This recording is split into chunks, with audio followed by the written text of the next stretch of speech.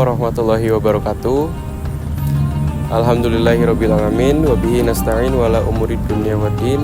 Wassalatu wassalamu ala ashrafil anbiya'i wal mursalin Sayyidina wa maulana Muhammadin wal alihi washabihi ajmain, amma ba'du.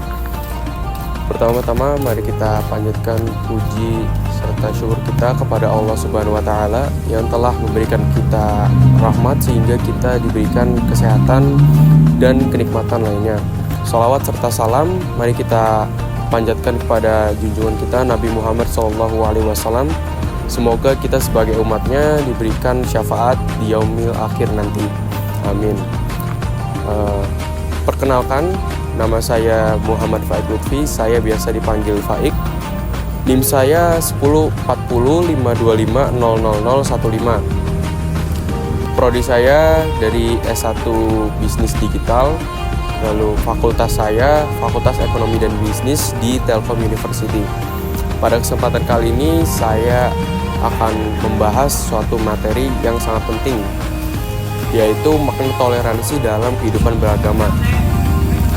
Kita ini hidup di Indonesia, yang dimana Indonesia ini memiliki banyak sekali keberagaman. Contohnya seperti suku, ras, budaya maupun agama. Justru dari keberagaman itu, toleransi merupakan hal yang sangat penting bagi kita semua.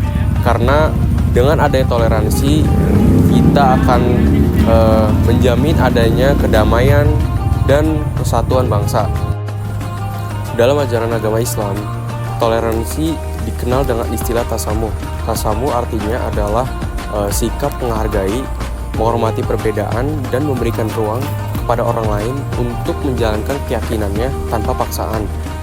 Toleransi bukan berarti menyamakan semua agama, akan tetapi bagaimana caranya kita bisa hidup berdampingan dengan damai tanpa menyinggung keyakinan orang lain. Rasulullah SAW telah memberikan teladan yang luar biasa dalam hal ini. Saat beliau hidup di Madinah, beliau hidup berdampingan dengan umat Yahudi dan umat Nasrani dengan adil dan damai. Hal ini menunjukkan bahwasannya Islam ini merupakan agama yang menjunjung tinggi keharmonisan dan kedamaian antar sesama manusia. Ada beberapa dalil yang menjadi dasar kuat tentang pentingnya toleransi dalam ajaran agama Islam. Yang pertama, dalam Quran surat Al-Kafirun ayat 6 yang berbunyi Bismillahirrahmanirrahim, lakum dinukum waliyadin, suratallahul azim, yang artinya untukmu agamamu dan untukku agamaku. Ayat ini menjelaskan bahwasannya setiap orang itu memiliki hak untuk memilih dan menjalankan agamanya masing-masing tanpa paksaan. Lalu yang kedua, dalam Quran surat Al-Baqarah ayat 256 yang berbunyi Bismillahirrahmanirrahim, la ikraha fiddin, suratallahul azim, yang artinya tidak ada paksaan untuk menganut agama Islam. Ayat ini juga menjelaskan bahwasannya agama Islam ini tidak membenarkan tindakan yang memaksa seseorang untuk masuk ke dalam suatu agama.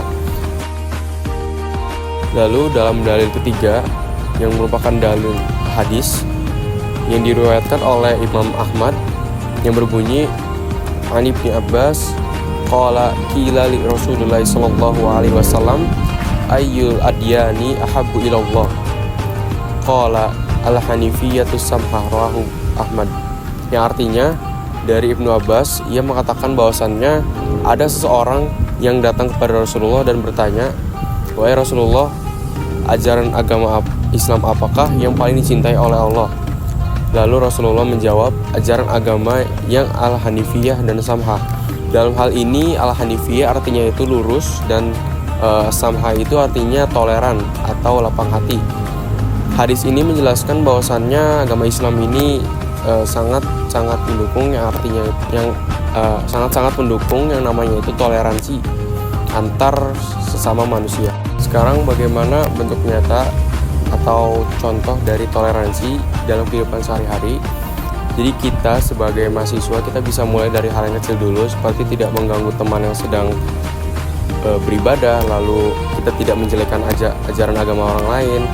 Lalu kita menjaga ucapan kita di media sosial agar kita ini tidak menyinggung agama lain.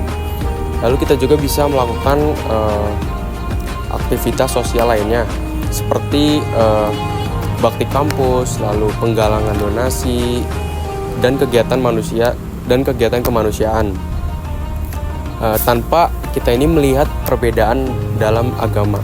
Toleransi bukan berarti kita ini lemah iman. Justru sebaliknya, orang yang benar-benar beriman akan mampu menghormati perbedaan karena ia tahu bahwa perbedaan adalah bagian dari kehendak Allah Subhanahu wa taala. Dalam Quran surat Al-Hujurat ayat 13, Allah berfirman bahwasannya Dia menciptakan manusia ini bersuku-suku dan berbangsa-bangsa agar kita ini saling mengenal. Maka perbedaan itu bukan alasan untuk berpecah, tapi sarana untuk saling memahami. Umat Islam yang toleran menunjukkan wajah Islam yang sesungguhnya, yaitu Islam yang rahmatan lil alamin, yaitu rahmat bagi seluruh alam. Dari pembahasan tadi, kita bisa simpulkan bahwasannya toleransi adalah bagian dari akhlak seorang muslim. Islam mengajarkan kita untuk menghormati sesama, menjaga kedamaian, dan menjauhkan diri dari kebencian. Dengan meneladani Rasulullah SAW, kita dapat menjadi pribadi yang membawa ketenangan, bukan perpecahan. Semoga kita semua bisa terus menanamkan nilai-nilai toleransi dalam kehidupan sehari-hari, baik di kampus, di tempat kerja, maupun di masyarakat luas.